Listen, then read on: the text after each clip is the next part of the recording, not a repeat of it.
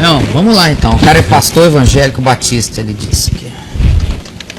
Caião, se o indivíduo que morreu sem informação ou com informação for julgado pelas mesmas, onde fica a cruz de Cristo, que é a única que cancela pecados? Mas é isso que o tempo todo eu estou dizendo. Ninguém é salvo sem a cruz. O Cordeiro não foi imolado antes da fundação do mundo. Ninguém jamais foi salvo e nem será salvo sem a cruz.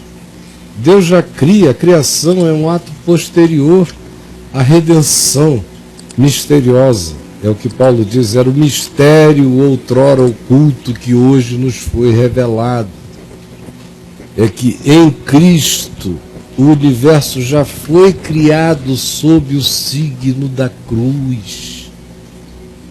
Adão foi salvo pela cruz, Eva, Abel, quem quer que tenha sido, em qualquer lugar, os milhões e milhões, foi tudo por causa da cruz. A cruz preexiste a todas as coisas. A cruz é a causa de toda a graça explícita de Deus no universo, na terra e entre os humanos.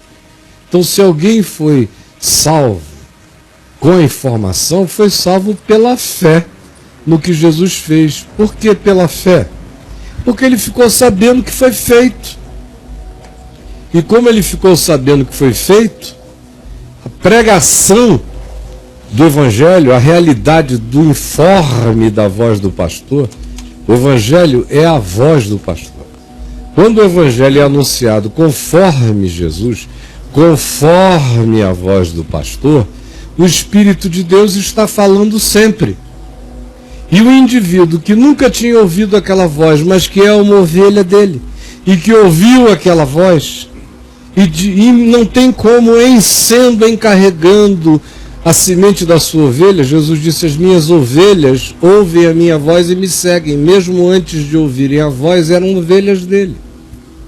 No dia que tem o privilégio de ouvir, o seguem imediatamente.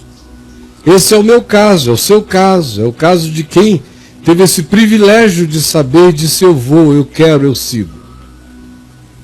Agora, há milhões e bilhões de outros antes de Jesus, durante os dias de Jesus, e nesses 2000 anos de tentativa de anúncio do Evangelho na Terra, há bilhões de outros que passaram pelo planeta sem saber da informação.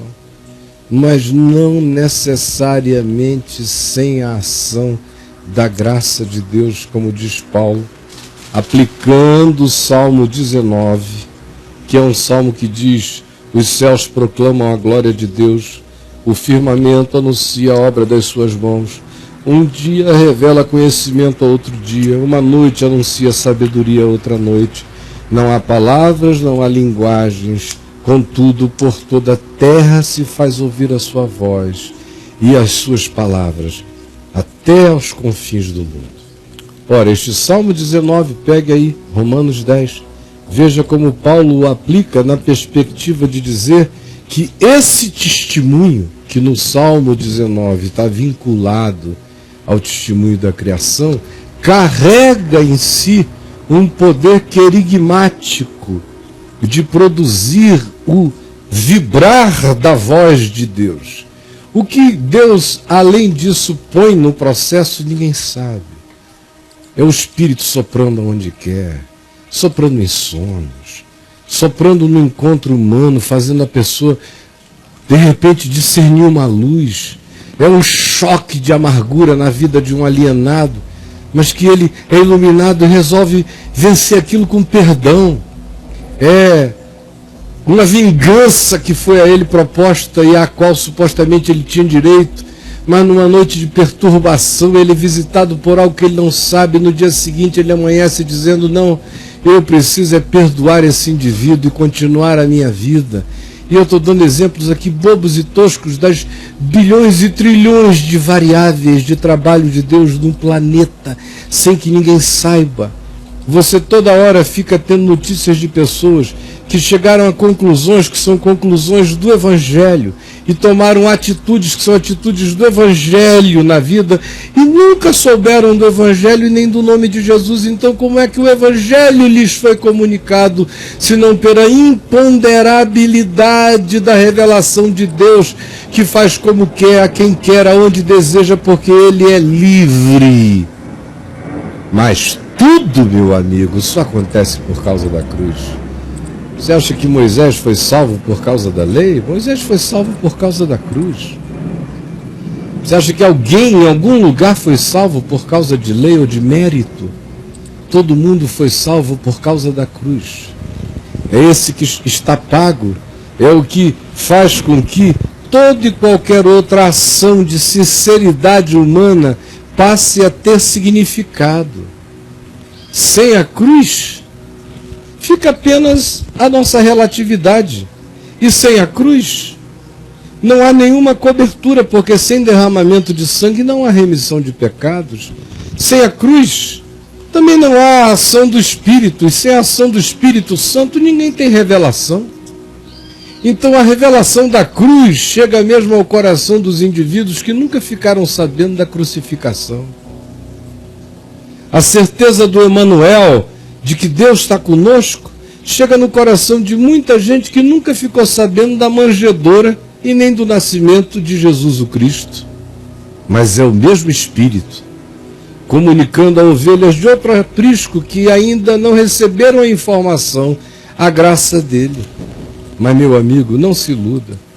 Tudo só acontece por causa da centralidade da cruz, do Cordeiro imolado antes da fundação do mundo, sem cuja realidade não haveria criação do universo, que nasce da explosão desse amor dadivoso. Não haveria graça, não haveria perdão para ninguém. Ao contrário, a relação com Deus estaria confinada à tribo. A tribo ter a boa vontade de ir para algum lugar dizer para os outros humanos que aquela era informação da verdade, que é como o cristianismo no geral ensina. E não vai, ensina e não vai. Fica só daqui fazendo contabilidade de perdidos. Aqui e ali elege uma janela 1040 para fazer um esforço concentrado como se fosse uma ação missionária que significasse levar o Evangelho. O Evangelho, meu amigo, é muito mais complexo do que a informação. Como, por exemplo, agora aqui conosco. Todo mundo que está me vendo nesta hora recebeu a informação do Evangelho. Mas a pergunta é, tem Evangelho no coração deles? Porque a informação do Evangelho é um conhecimento de Jesus segundo a carne. A absorção do Evangelho é que produz o conhecimento de Jesus segundo o Espírito, que produz a nova criatura, que produz novidade de vida, que produz paz no coração, reconciliação com Deus e paz com Deus por meio de nosso Senhor Jesus Cristo. Aí você diz, e aquele que nunca obteve a informação, como experimentará essa paz? Por caminhos inescrutáveis. Ou você não encontra no planeta Terra inteira gente que consegue viver com mais serenidade de paz do que 98% dos crentes que você conhece? De sossego de alma, de bondade serena que não julga. Ou você nunca saiu da tribo para encontrar esses milhões e milhões por aí, que nos fazem sentir vergonha dos membros da tribo? Você pensa que aquilo nasceu por virtude própria? Não. Todos pecaram e todos carecem da glória de Deus. Foi o mesmo Deus que deu revelação a Abraão, que dá revelação a eles. Ou você acha que a fala de Deus com Abraão foi única? Não. Abraão é o representante histórico de uma linearidade de tempo historiável para virar informação e conhecimento, registrável para inspiração nossa. Como diz Paulo, essas coisas foram escritas e registradas para advertência, inspiração e, como ele diz em Romanos 15, para que por essas palavras nós tivéssemos esperança. Mas não confinou a ação de Deus.